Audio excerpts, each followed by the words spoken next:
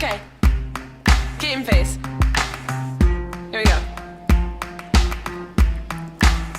I've got bipolar disorder. My shit's not in order.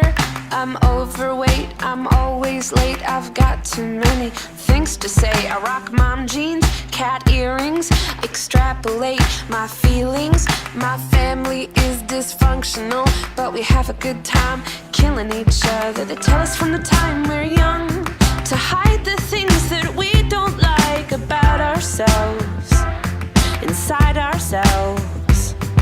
I know I'm not the only one who spent so long attempting to be someone else. Well, I'm over it. I don't care if the world knows what my secrets are. Secrets are. I don't care if the world knows what my secrets are. Secrets are.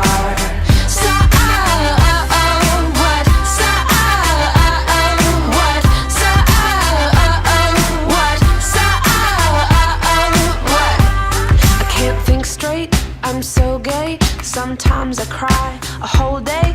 I care a lot, use an analog clock and never know when to stop. And I'm passive, aggressive, I'm scared of the dark and the dentist.